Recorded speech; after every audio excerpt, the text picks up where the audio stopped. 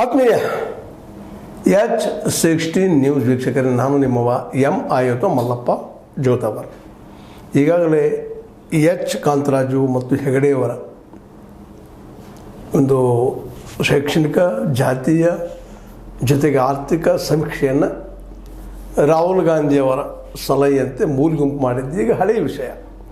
H Kantharaju ಅವರು ಸಾಕಷ್ಟು ಪರಿಶ್ರಮ ಪಟ್ಟನ್ನು ಮಾಡಿದ್ದಿತ್ತು. ಆದರೆ ಇವತ್ತು ಅಲ್ಲಗಳೆದಿದ್ದರಿಂದಾಗಿ ತೆಗೆದಿದ್ದರಿಂದಾಗಿ ಹೊಸ ಮತ್ತು ಸಮೀಕ್ಷೆ ಮಾಡೋದಕ್ಕೆ ಈಗಾಗಲೇ ಡಿಸೈಡೆಡ್ ಫ್ಯಾಕ್ಟರ್ ಇದು ಮತ್ತೊಮ್ಮೆ ಮಾಡುವಂಥದ್ದು. ಮತ್ತು ಇವತ್ತು ಅವಶ್ಯದ ಕಾಲದ ಅನಿವಾರ್ಯ.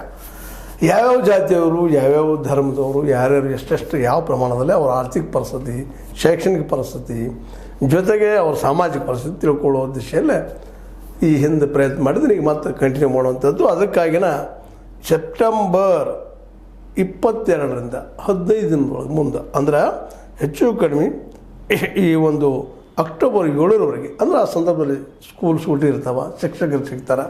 ಶಿಕ್ಷಕರ ಮೂಲಕ ಇದು ಮತ್ತೊಮ್ಮೆ ಮಾಡುವಂಥ ಪ್ರಯತ್ನ ಸಾಕಷ್ಟು ಸಲ ಆಗ್ಯದ. ಶಿಕ್ಷಕರು ಬಳಸಬಾರ್ದು ಹಾಗೆ ಅಂತೇಳಿ, ಬಟ್ ಅವ್ರನ್ನ ಬಿಟ್ಟು ಮತ್ತೊಬ್ಬರು ಇಲ್ಲ. ಯಾಕಂದರೆ ಜವಾಬ್ದಾರಿಯುತ ಪೋಸ್ಟ್ ಬೇಕಾಗ್ತದೆ, ರಿಸ್ಕ್ ಅದ ಇದ್ರೊಳಗೆ.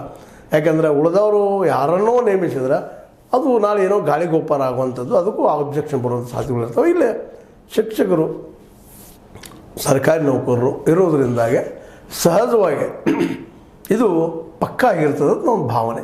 ಇಷ್ಟೆಲ್ಲ ಹಿಂದೆ ಮಾಡಿದರೂ ಅನೇಕ ಆಬ್ಜೆಕ್ಷನ್ಗಳಿದ್ದು ಹಿಂದಿನ ದಿನದಲ್ಲೇ ನಮ್ಮ ಒಕ್ಕಲಿ ಸಮುದಾಯದಿಂದ ಮತ್ತು ನಮ್ಮ ಲಿಂಗಾಯತ ಸಮುದಾಯದಿಂದ, ಲಿಂಗಾಯತ ಮತ್ತು ವೀರಶೈವ ಸಮುದಾಯಗಳಿಂದ ಇಲ್ಲ ಸರಿಯಾಗಿಲ್ಲ ಸಮೀಕ್ಷೆ ಅಂತ. ಅದೆಲ್ಲ ದಿಶೆಯಲ್ಲಿ ಇವತ್ತು ಸೈಂಟಿಫಿಕ್ಕಾಗಿ ಮಾಡೋದಕ್ಕಾಗಿ ಈ ಒಂದು ದಿಶೆಯಲ್ಲೇ ಏನಪ್ಪ ಅಂತಂದ್ರೆ ಜಾತಿ ಗಣತಿ ಮಾಡುವಂಥದ್ದು ಇವತ್ತು ನೇರ ಜಾತಿ ಇನ್ನುಳಿದ ಸಹಿತ ಇಲ್ಲಿ ಫ್ಯಾಕ್ಟ್ರಿಗಳನ್ನು. ಯಾಕಂದ್ರೆ ಈ ಕೆಲವೊಮ್ಮೆ ಮೇಲ್ಜಾತಿಯಲ್ಲಿದ್ದಂಥವ್ರು ಬಡವರಿದ್ದಾರೆ, ಕೆಳ ಜಾತಿಯಲ್ಲಿದ್ದಂಥವ್ರು ಬಡವರಿದ್ದಾರೆ, ಮತ್ತು ಅಶಿಕ್ಷಿತರಿದ್ದಾರೆ. ಎಲ್ಲ ಕಡೆ ಹೆಚ್ಚಿಗೆ